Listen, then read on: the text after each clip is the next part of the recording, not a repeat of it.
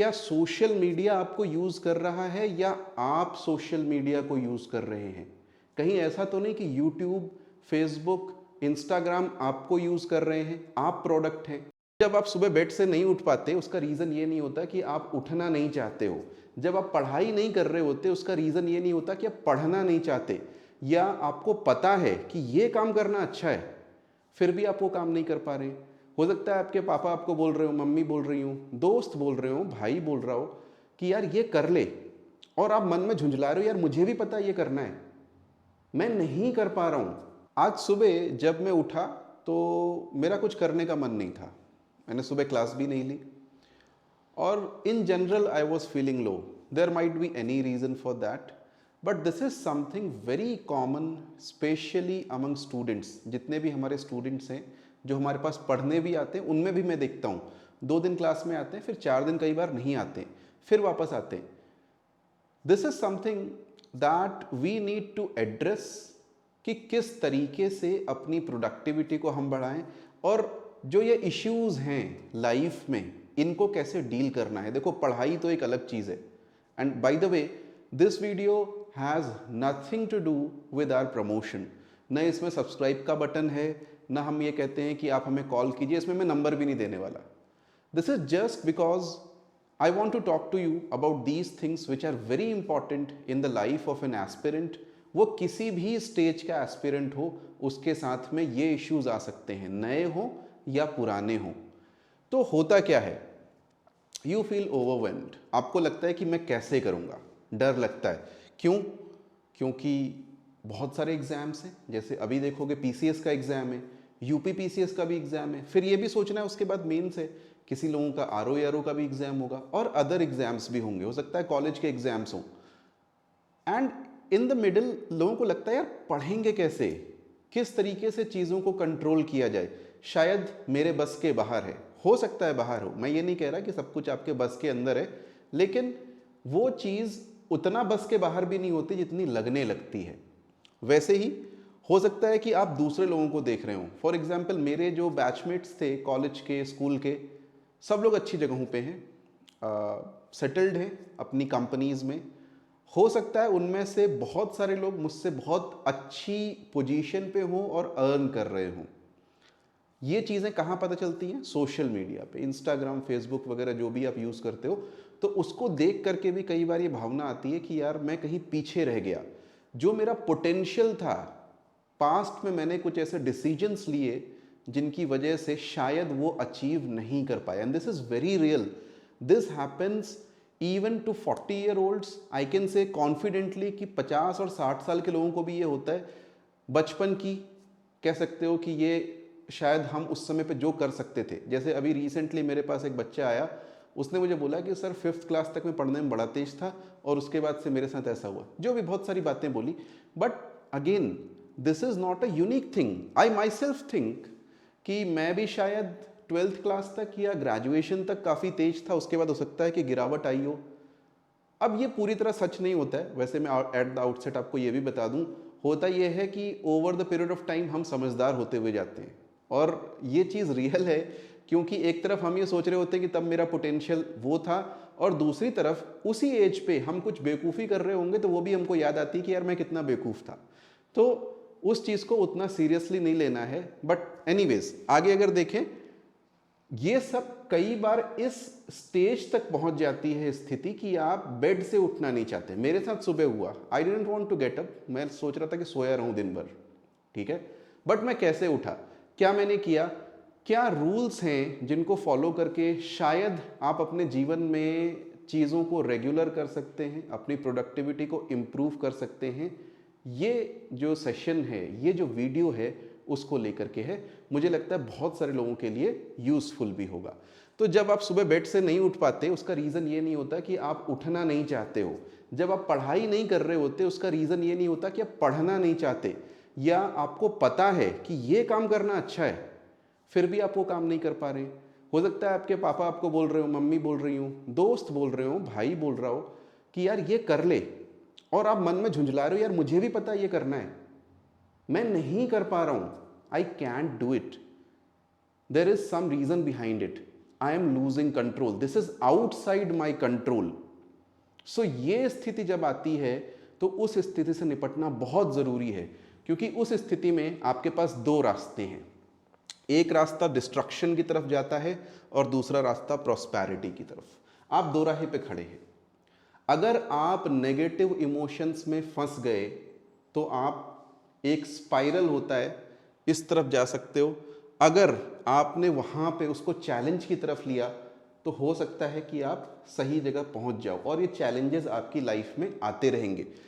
सबसे पहले ये सोचो कि आपको कंट्रोल कौन करता है। डू यू कंट्रोल योरसेल्फ और समबडी एल्स कंट्रोल्स यू? मैं तो ऐसे ही देखता हूँ सोशल मीडिया पे। लेट अस से अगर मुझे 1 घंटा हो गया, 2 घंटा हो गया, मेरे दिमाग में हमेशा आता है कि यार मैं सोशल मीडिया पे क्यों हूँ। उसका एक रीज़न है कि फेसबुक ने, इंस्टाग्राम ने, या जो भी सोशल मीडिया है, यूट्यूब इवन, इसने बिलियंस ऑफ डॉलर्स खर्च किए हैं ये ऑप्टिमाइज करने के लिए कि मैं अपनी ज़िंदगी का सबसे बड़ा हिस्सा उनको दे दूं।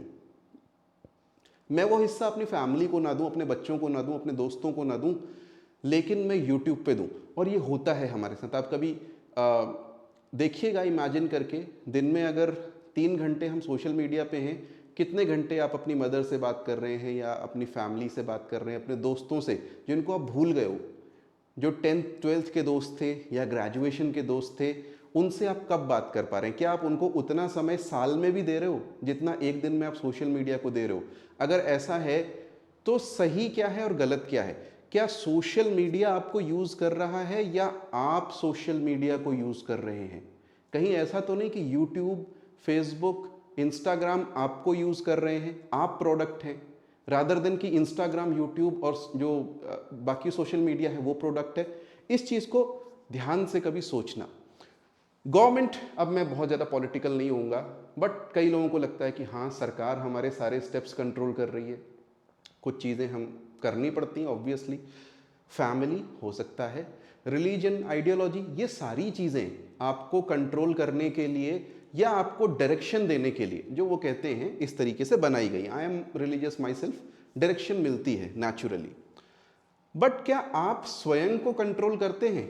और अगर करते हैं तो कितना करते हैं? देखो, हमारा जो पूरा धर्मशास्त्र वगैरह है ना, मतलब हिंदुओं का ही नहीं, सभी रिलीजन्स में, उनमें यही बात कही गई है कि अपने आप पे विजय प्राप्त करो, स्वयं पे विजय प्राप्त करो। वो सबसे बड़ा चैलेंज है। जिसने अपने मन पे, अपने आप पे कंट्रोल कर लिया, वो कुछ भी कर सकता है। तो ये प्रश्न है कि आप स्वयं को कंट्रोल करते हैं, और अगर नहीं करते हैं तो उसकी शुरुआत कैसे की जाए। मैं वो रिपीट नहीं करूंगा जो आपको पहले से ही पता है कि योगा करो, मेडिटेशन करो, सब बातें ठीक हैं। मैं कुछ स्ट्रैटेजीज दूंगा, इनको अगर आप ऐसे सोचोगे, इस तरीके से चीज़ों को देखोगे, मुझे पक्का यकीन है कि आप में एक पॉजिटिव परिवर्तन आएगा, जैसे मैंने अपने अंदर भी देखा है और जिनसे बात करी है उनमें भी देखा है। For me, I am a very procrastinating person. मुझे पता है कि मैं अगर कोई चीज़ हो सकती है तो लास्ट मोमेंट तक रखूंगा। उसका मुझे खामियाजा भी भुगतना पड़ा है कई बार। That is all right. मैं अपनी लाइफ स्टोरी सुनाने के लिए यहाँ पे नहीं बैठा हूँ, लेकिन आपकी लाइफ चेंज हो सकती है। वो कैसे, ये जानिए। तो सबसे पहले कुछ रूल्स हैं। नंबर 1, अच्छा बाय द वे, ये रूल्स ना बहुत सालों पहले मैंने कहीं किसी इंटरनेट पे, रेडिट पे पढ़े थे, और किसी अंग्रेज ने लिखे थे। मुझे नाम भी याद नहीं है, ना मेरे पास पोस्ट का लिंक है, होगा तो मैं नीचे पोस्ट कर दूंगा। लेकिन these are very important, I made a note of it. I am thankful to myself. मैं अपने आप को थैंक यू बोलता हूँ। उस समय पे मैं इतना समझदार था कि मैंने उसको नोट्स बना लिए। आपके पास में वीडियो है, आप चाहे तो नोट्स बना सकते हैं। आई वुड रेकमेंड कि कॉपी पेन लेके बैठना, वीडियो को पॉज करना और कॉपी में लिखना शुरू कर देना ये चीज़ें। पहली चीज़ वेरी इंपॉर्टेंट, नो मोर 0 डेज। अब 0 डे का कंसेप्ट क्या है? ये किसी किताब में नहीं लिखा हुआ, उसी पोस्ट में लिखा था मैंने, वैसे का वैसा ही लिखा है, जैसे नोट्स बनाए थे वैसे ही यहाँ पे लिखे हुए हैं। तो 0 डे होता क्या है कि जिस दिन आपने अपने गोल के लिए कोई भी काम नहीं किया। अगर आपका गोल लेटेस्ट से सिविल सर्विसेज में निकलना है, आपको पता है कि यार उसके लिए मुझे किताब खोल के पढ़ना पड़ेगा, दिन में 6 से 8 घंटे पढ़ना पड़ेगा। अगर आपने 5 मिनट भी पढ़ाई नहीं करी तो उसको मैं बोलूँगा that is a 0 day. 5 minute लग करके कॉन्सेंट्रेशन के साथ पढ़ाई की बात कर रहा हूँ। मैं ये नहीं कह रहा कि 5 मिनट आपने कोई रैंडम यूट्यूब वीडियो देख लिया बिना हाथ में कॉपी पेन लिए। अगर कोई चीज़ यूट्यूब पे देख भी रहे हो ना, हाथ में कॉपी पेन लो, नोट्स बनाओ, that would be something worth while substantive. तो जो सब्सटैंटिव है वो काम आपको रोज करना है, ठीक है, दैट इज द थिंग। मैं ये नहीं कहता कि आप रोज 8 घंटे पढ़ो, लेकिन रोज 15 मिनट तो पढ़ो। अगर रात के 12 बजने वाले हैं, आज तुमने कुछ पढ़ाई नहीं करी, किसी शादी में गए हुए थे, होता है ना कई बार, भाई आज चलो ऑफ ले लिया, पढ़ने का मन ही नहीं है, लेकिन 15 मिनट अगर रात के 12 बजने में बचे हुए हैं तो वो 15 मिनट वेस्ट नहीं करना। उसका फर्क ना फ्यूचर में पड़ेगा, अगले दिन तुमको गिल्ट नहीं होगी। Because one of the reasons we go in downward spiral होता है ना। मैं एग्जाम्पल देता हूँ, मान लो हमारा एक दोस्त है, उसको हमने बर्थडे विश नहीं किया, तो विश नहीं किया तो क्या होता है कि अगले दिन सोचते हैं, अगले दिन करते हैं, फिर सोचते हैं यार वो क्या कहेगा, और ऐसे करते करते दिन बीत जाते, फिर नया साल आता है, लड़कों के साथ बहुत होता है, और फिर अगले साल उसको बर्थडे विश कई बार करते हो, कई बार ऐसे ही कांटेक्ट टूट जाता है, ठीक है। तो टेक एक्शन।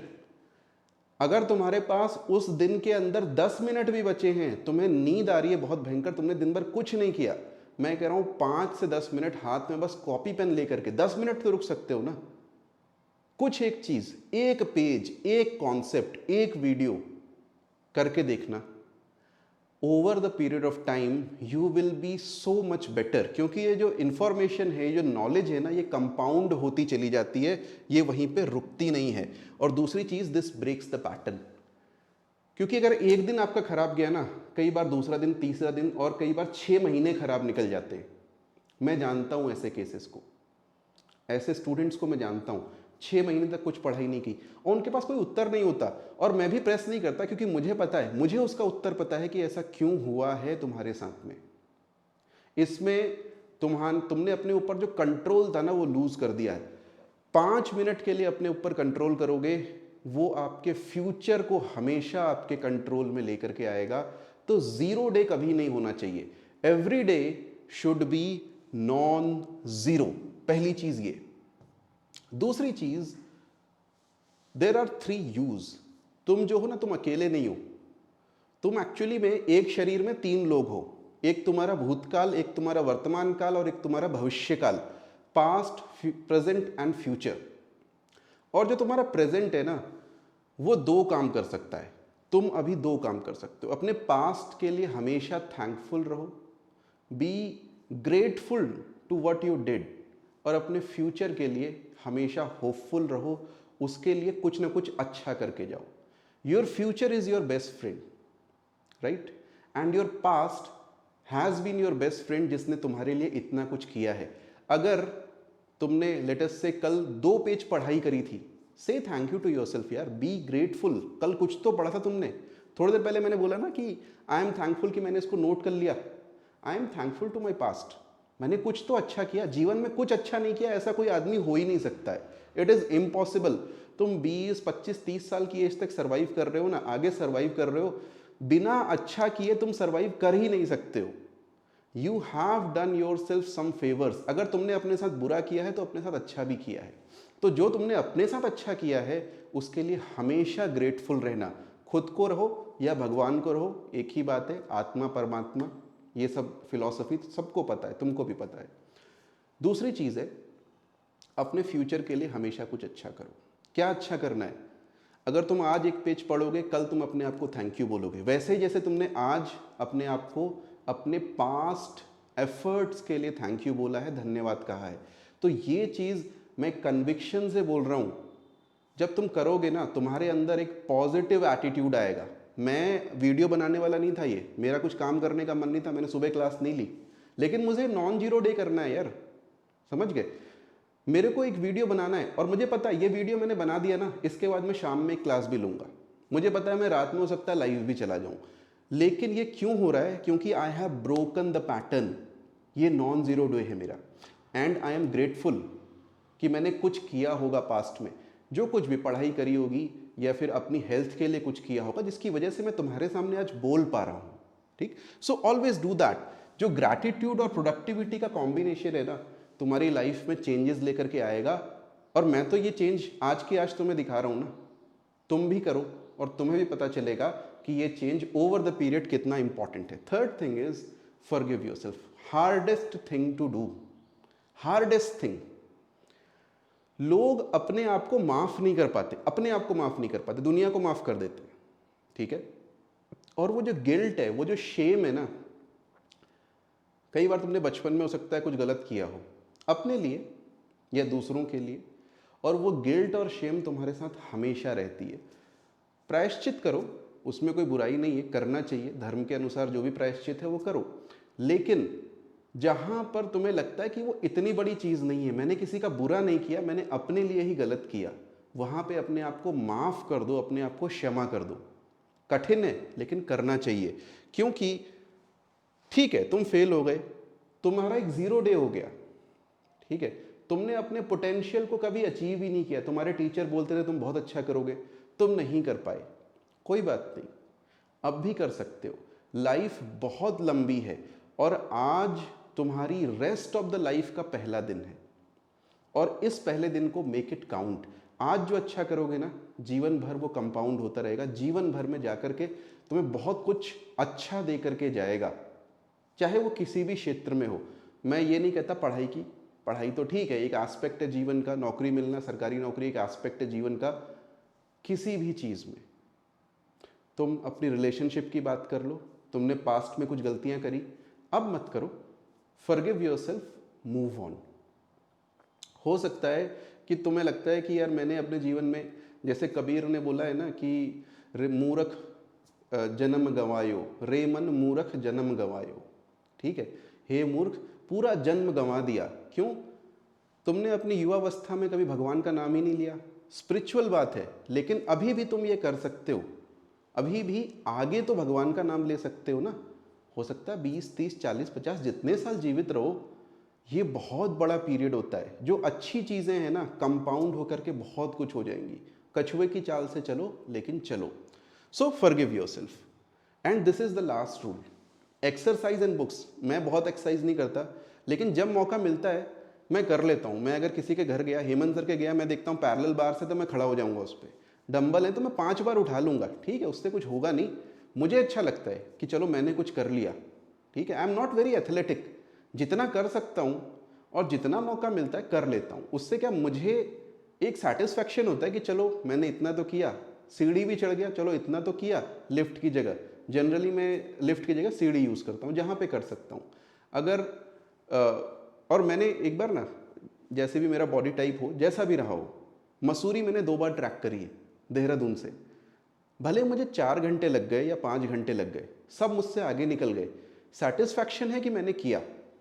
तो अपनी बॉडी का ख्याल रखना चाहिए, जिस तरीके से रखो। मैं थोड़ा सा मतलब रिलैक्स हूँ इस चीज़ में, नॉन ज़ीरो टाइप लेकर के चलता हूँ कि कुछ किया तो अच्छा है, and I forgive myself, इसलिए स्ट्रेस से दूर रहता हूँ। That is also good. अगर और अच्छा रख सकते हो और अच्छा, and then thank yourself कि यार मैंने कुछ तो अच्छा किया, एक्सरसाइज की, दौड़ा भागा, जो कुछ भी किया। Secondly, books. ज़रूरी नहीं है स्टडी की बुक्स, यूपीएससी की तैयारी, पीसीएस की तैयारी, डजेंट मैटर। बुक्स लो, कोई भी बुक्स लो और उसको पढ़ो। तुम रिलीजन की बुक्स ले लो, तुम किसी सब्जेक्ट की ऐसे ही बुक्स ले लो, तुम नॉवेल पढ़ लो यार, कुछ नहीं होगा, तुम्हारी भाषा तो सुधरेगी, कुछ अच्छा तो बोलोगे, उसमें से भी बहुत कुछ सीखने के लिए मिल जाता है, ठीक है। तो जो कुछ भी कर सकते हो वो करो इन 2 क्षेत्रों में, अपना मन और अपना तन सुधारने के लिए। क्योंकि जब मन और तन सुधरेगा तो आध्यात्म अपने आप सुधर जाएगा। 3 ही तरह के कष्ट होते हैं, आदि भौतिक, आदि दैविक, आध्यात्मिक। शंकर जी का त्रिशूल होता है ना, तो 3 अलग अलग कष्टों के लिए होते हैं उसमें, जो 3 होते हैं। तो आध्यात्मिक कष्ट भी मिट जाएंगे जब तुम्हारे आदि दैविक और आदि भौतिक कष्ट मिट जाएंगे। तो इस चीज़ के लिए लगातार प्रयास करना चाहिए। इतना ही करना है, यही 4 रूल्स हैं। नोट्स बना लो, इस वीडियो को दोबारा देख लो, हो सके अगर तुम्हें अच्छा लगे तो इसको अपने जीवन में इम्प्लीमेंट करना, और बाकियों को भी बताओ कि क्या करना चाहिए अपनी लाइफ में। क्योंकि अल्टीमेटली जब तुम दूसरों की हेल्प करोगे, again that is something, a good feeling, जो तुम्हारा जीवन में हमेशा साथ देगी।